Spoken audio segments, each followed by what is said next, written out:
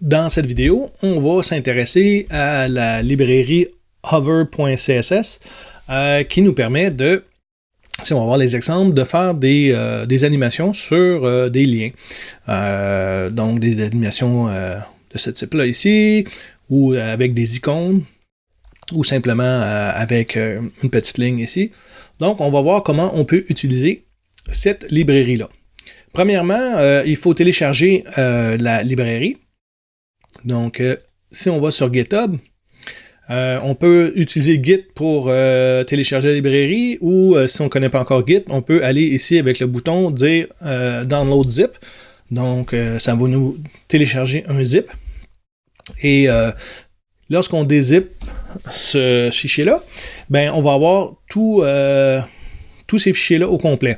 Donc, on peut l'utiliser en LESS, on peut l'utiliser en CSS. Dans notre cas, à nous, c'est pas tout à fait ça que je veux faire pour présentement. Je vais l'utiliser en CSS de base. Donc, le reste, c'est pour des configurations avec d'autres interfaces, avec Bower, des choses comme ça. Nous, simplement, ce que je veux, moi, c'est d'aller chercher le CSS qui va me permettre d'utiliser cette librairie-là. On a le fichier CSS non compressé, ça veut dire avec les espaces et tout. Si vous voulez l'ouvrir, c'est le fun de pouvoir aller voir comment c'est fait. Mais nous, dans notre intégration, on va aller chercher la version minifiée, donc la version avec min. On le voit la différence entre 115K ou 95K. On prend ce fichier-là et on le copie dans notre projet, dans notre répertoire CSS de notre projet. Donc, je m'en viens voir mon projet ici. Donc, j'ai déjà mis le hovermin.css. Je me suis déjà préparé un fichier HTML avec juste quelques styles ici.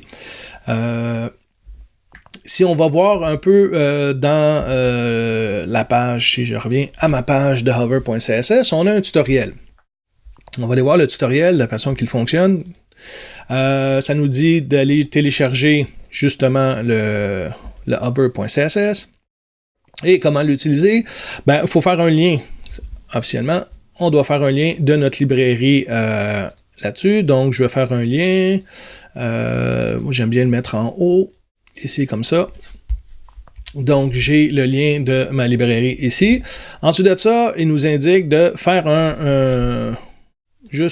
une balise lien. Donc, je vais copier ça. Je vais prendre exactement l'exemple que eux donnent.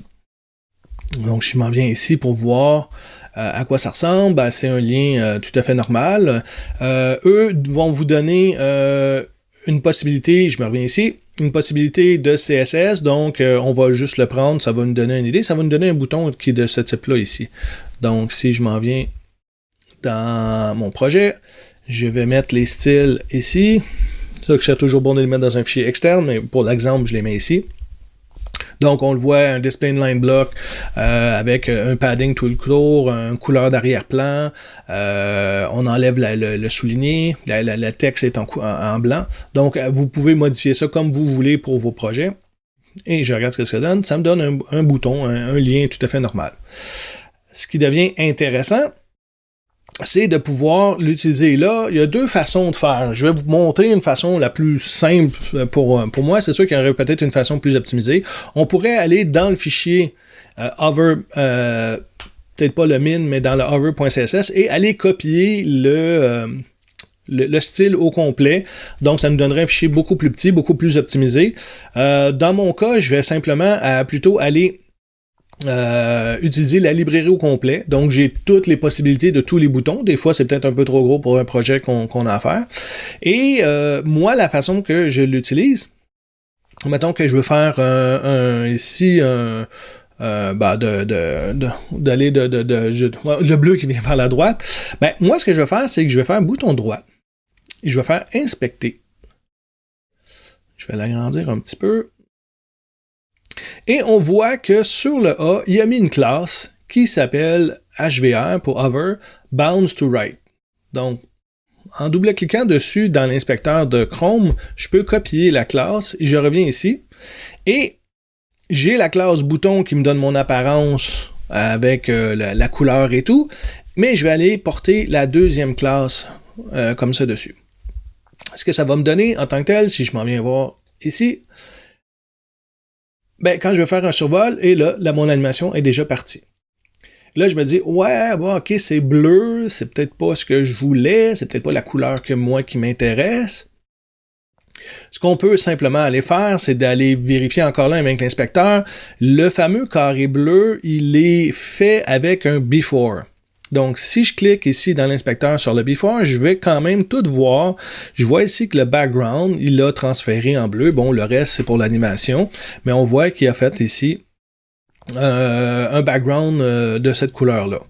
Donc, en réalité, la classe, c'est ça ici. Donc, moi, je peux utiliser cette classe-là, je le copie, je m'en viens ici dans mon style, et là, ben, c'est toujours différent, hein, parce que là, c'est bounce to right. Tout dépendant de l'animation que vous allez utiliser, il va falloir mettre le nom qu'on veut. Puis là, ben, ici, je peux simplement changer le background color. Puis, bon, mettons, je me mets un petit rouge comme ça. Lorsque je vais arriver dans ma page web et je recharge, et bien là, on voit que ma couleur est devenue rouge. Je pourrais éventuellement aussi changer la couleur du texte si je voulais. Donc, je pourrais ici changer la couleur du texte. Dans le fond, je pourrais la changer là, mais la changer peut-être au survol si je veux. Il faudrait voir l'effet que ça donne. Donc, assez facile à utiliser. Lorsque vous utilisez, vous dites, ben ok, je vais prendre lui ici, je l'inspecte. Je peux voir le nom de la classe qu'il donne. Bon, celui-là ici, il n'y a pas il n'est pas fait avec un before, donc on pourrait aller changer la couleur normalement parce qu'il n'y a pas de couleur qui revient, donc c'est le CSS normal. Donc on les voit tous ici, toutes les classes qu'on a besoin, donc assez facile de pouvoir se retrouver là-dedans de cette façon-là. Si on veut utiliser les icônes, si on veut utiliser peut-être des petites animations d'icônes, ce qui peut être intéressant, ils utilisent Fontasum. Donc, Fontasum, on va aller voir le site. Fontasum ici. Première chose qu'il faut faire avec Fontasum, bon, je vais aller dans Start ici, qui me dit, ok, le lien que je dois utiliser, j'ai copié le code ici, je vais aller porter ma ligne ici, comme ça. La ligne pour avoir la librairie de Fontasum. Donc, je vais utiliser les icônes de Fontasum. Et ensuite de ça, une fois que c'est fait, je m'en viens dans Fontasum et je vais aller me chercher une icône. Donc, je clique sur icône. Et, je vais aller chercher peut-être la flèche comme ça ici. Bon, la flèche droite. J'arrive ici, je clique dessus, on voit, j'en ai besoin, bon, j'ai la solide qui est gratuite, les autres c'est dans la version pro, donc je peux utiliser ça. Je clique simplement ici pour copier l'HTML. Je m'en viens ici et je le mets où je veux en fin de compte. Donc, ici, ce que je peux simplement faire, c'est de faire un espace et de copier mon icône là. Donc, l'espace va être pris en compte, ma flèche va être là. Après ça, je pourrais jouer éventuellement avec ma flèche. Si je fais ça de cette façon-là, je regarde à quoi ça ressemble ici. Ben, j'ai une flèche ici. Donc, j'ai la flèche. Et si je veux l'animer, donc, encore là, mettons que je prends celle-là ici. Donc, je fais juste le faire bouger un petit peu. Ce que je vais faire inspecter. Et ce qu'on voit, c'est que le I qui est ici, bon, on a la balise de Fontasum, ben, eux, ils ont rajouté comme quoi que cette balise I-là, ben, a une classe qui s'appelle HVR Icon. Je vais simplement sélectionner ça et je vais venir la copier exactement comme eux ont fait dans le i ici. Donc, je fais un espace. Et l'autre, ensuite de ça, c'est simplement pour dire que ça, c'est l'icône. Ben, ensuite de ça, j'ai le A. Et le A, ça m'a donné un A quand même. Je m'en viens ici. Je n'ai pas cliqué sur le A, mais donc j'ai mon icône, j'ai HVR icône forward. Donc je vais aller copier cette classe-là et je vais la mettre sur la balise A, pas sur la balise I, mais vraiment sur la balise A. Je reviens ici. Donc ma balise A est ici. J'ai déjà ma classe bouton, c'est l'apparence, quelle animation que je veux sur ce bouton-là, mais quelle animation que je veux aussi sur l'icône. Donc il va aller animer l'icône qui a un HVR icône dessus. Je reviens pour voir à quoi ça ressemble. Je recharge ma page. Et on voit que la petite icône bouge de cette façon-là. Et là, on peut aller chercher l'animation qu'on veut. Le icon bounce ici. Bon, si je fais inspecter. Je vais simplement prendre le icon bounce comme ça ici. Je le mets à la place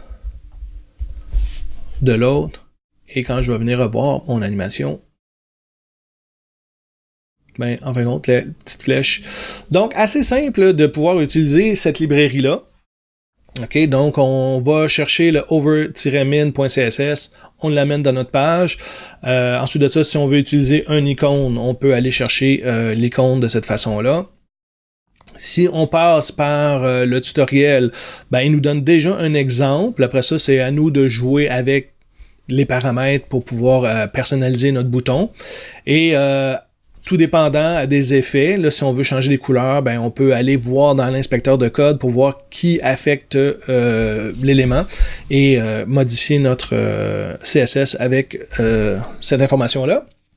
Et ensuite, ben ici, c'est assez facile, on a mis la classe bouton parce que c'était notre classe. On peut la nommer comme on veut, hein. Eux l'ont nommé bouton, mais nous, on pourrait la nommer vraiment comme on veut. Ici, c'est pas, c'est un nom de classe, on peut changer ça sans problème. Ensuite de ça, ici, ben, c'était l'animation du bouton. Ici, c'est l'animation de l'icône, si on a une icône. Et on a simplement ajouté une icône de font à somme ici. Donc, assez agréable comme petite librairie, facile à utiliser.